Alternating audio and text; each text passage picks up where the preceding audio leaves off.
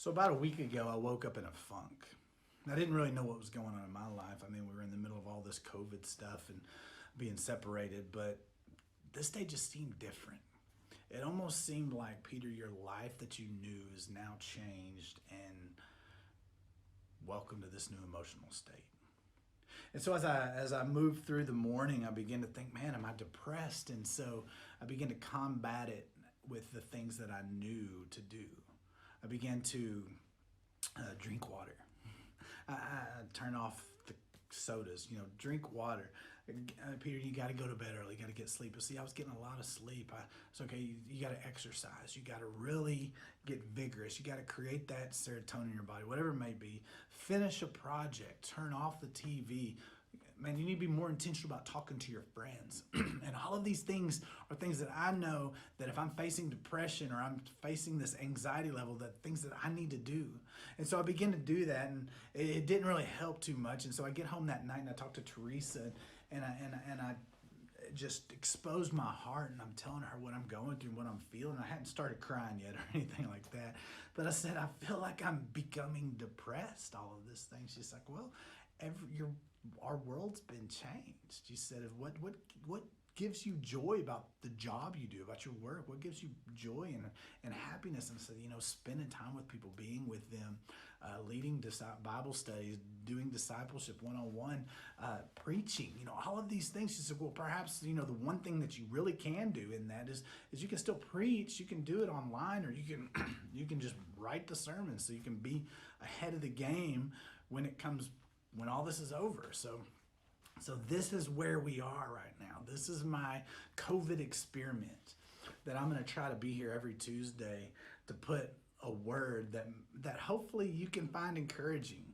But if not, just know that you're in my therapy session. And so that's what's going on here is welcome to my therapy session. And I don't know what it's going to be from week to week. Who knows? But so after I talked with her that night, we were going to watch a show, and I said, I've got to go do something. So I went upstairs.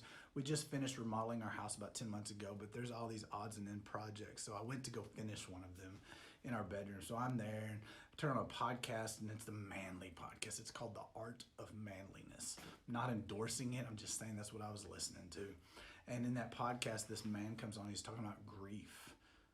And he goes on and on and on, and I'm like, just trying to connect. And I know what grief is. It's like when someone dies or divorce or you lose your job, and this emotional state comes on you. And grief, if you spend too much time there, it can lead to somewhere else, the depression or separation. But then as he began to talk more, I began to think, it's like maybe that's the feeling that I have. Grief. I mean, everything's been taken away from me. Prior to all of this in the middle of March, I could call my buddies and say, come over, let's have a campfire. Or, hey, let's go to Starbucks. Or, hey, you want to meet for breakfast tomorrow morning at Waffle House? That's done now. It's been taken away. I can't do that anymore. And I began to think, okay, perhaps that's what it is. And I identified that as like, man, I'm walking this battle. This enemy of grief is just like a cloud over me. And so the next morning I said, okay, I got to keep fighting this. I got to talk to somebody. So I wake up and I call a youth pastor friend, and he's a super smart guy.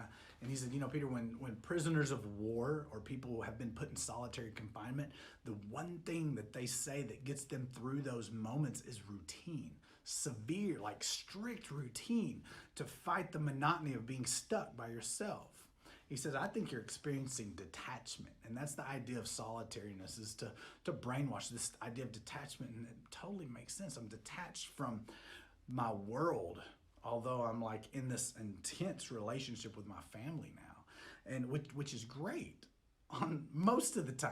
And so I begin, and he said, what could be missing from your life is routine. What you used to do. And I said, man, I used to wake up early, get my kids up, fix breakfast, take them to school, come back home, do my Bible study, go to the church office, go meet. And so my routine is gone. And I realized, it's just clear as day. And so now I begin to say, okay, my problem is grief. That's what's looming over me, and that's my enemy. What am I going to do to combat this that's going to keep me from being led further down this road to depression?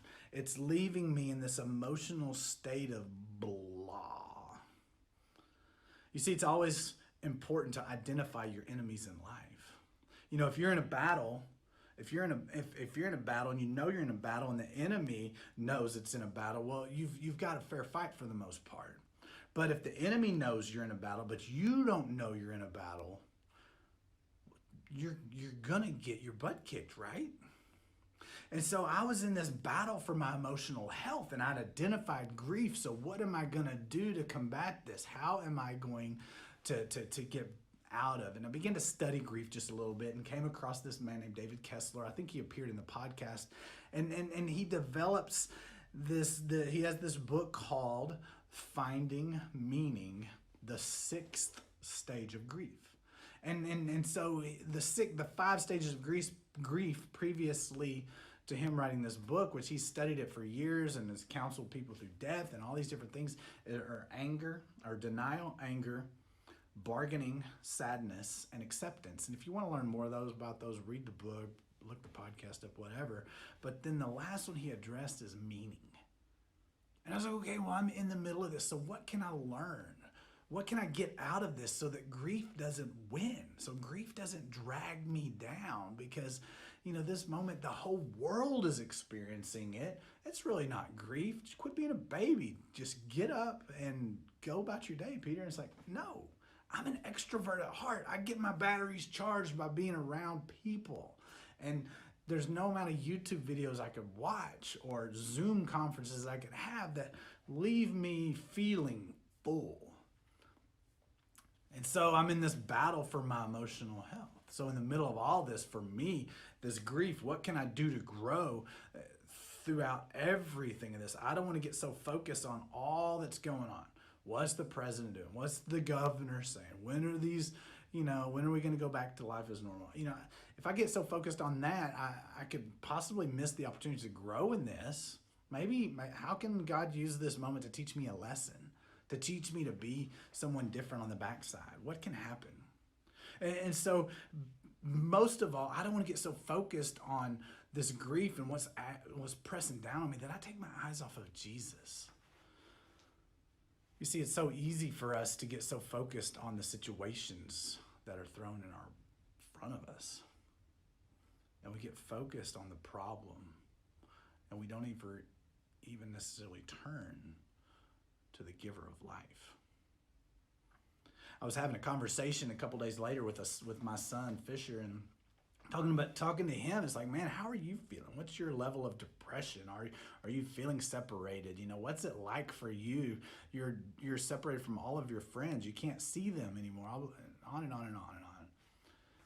And I came back to a verse in 1 Peter. And in 1 Peter chapter 5, verse 6, 7, and 8.